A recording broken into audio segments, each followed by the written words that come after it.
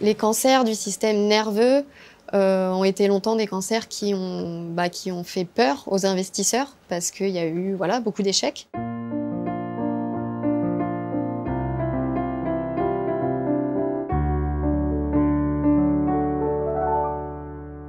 Je m'appelle Claire Lépinous-Chambaud, je suis directrice de la recherche au sein de Gliocure et j'ai un doctorat en neurosciences. Je suis cofondatrice de Gliocure avec Louis-Marie Bachelot, qui est président directeur général de la société. On est 7 personnes salariées de la société. Une équipe assez complémentaire parce qu'on a des personnes qui vont s'occuper de tout ce qui est développement pharmaceutique, donc justement tout ce qui est formulation des candidats médicaments et des personnes qui vont être plus dédiées au développement pharmacologique, donc aux études d'efficacité, de toxicité des candidats médicaments. Notre premier candidat médicament, c'est GC01, c'est un peptide qui a des propriétés donc anti-glioblastome. GC01, en fait, il a 2 propriétés. La première propriété, c'est qu'il est capable de cibler de façon très spécifique les cellules de glioblastome, alors qu'on ne le retrouve quasiment pas dans les cellules saines. Et sa deuxième propriété, c'est que dans les cellules de glioblastome, il va en fait empêcher ces cellules de se multiplier. Il va stopper leur division, et ce qui va entraîner la mort des cellules. Et il va toucher aussi bien les cellules de glioblastome que les cellules souches cancéreuses. Par contre, aux doses thérapeutiques, on n'observe pas d'effet toxique sur les cellules saines. Pour le glioblastome, aujourd'hui, les traitements, ça consiste en une chirurgie pour pouvoir retirer la tumeur. Mais ce n'est pas toujours possible parce que si la tumeur est trop profonde, on ne peut pas la retirer. Donc ensuite, les patients reçoivent la radiothérapie et de la chimiothérapie.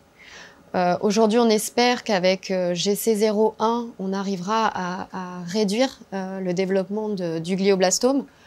C'est difficile de dire aujourd'hui si on éliminera complètement les cellules tumorales. Peut-être qu'il faudra combiner ce traitement avec le traitement standard ou avec d'autres traitements.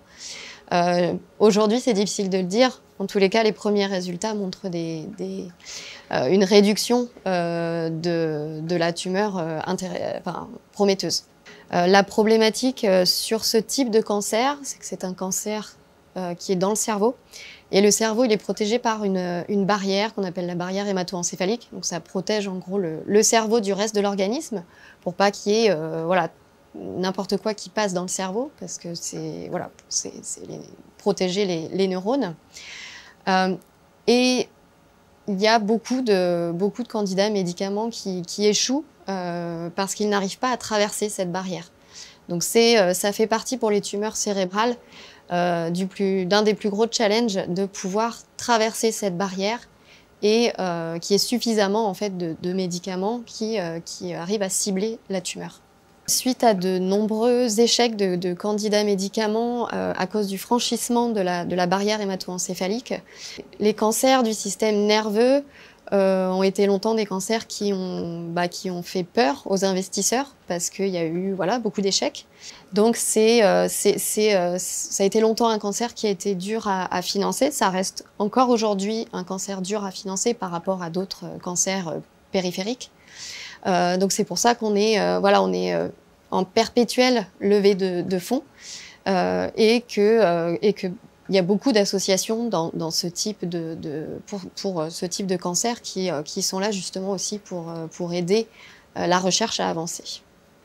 Alors, on a connu des étoiles dans la mer grâce à c'est Laetitia, la présidente de l'association, qui est venue vers nous, qui nous a contactés pour savoir ce qu'on faisait.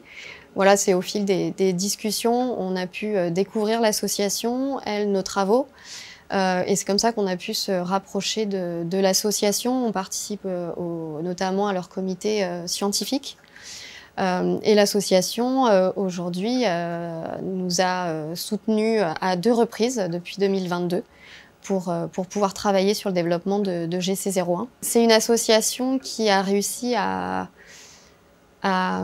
à occuper le territoire, si je peux dire, parce que voilà, ils ont des représentants un petit peu partout en France, ce qui leur permet de savoir ce qui est fait, voilà, dans les différents labos, dans les différentes sociétés, de faire le lien aussi entre ces travaux de recherche, pour pouvoir justement aussi savoir où en est la recherche, quels besoins à la recherche aussi, pour pouvoir avancer. Et donc l'association mène beaucoup d'événements, notamment sportifs ou autres, pour pouvoir récolter des fonds.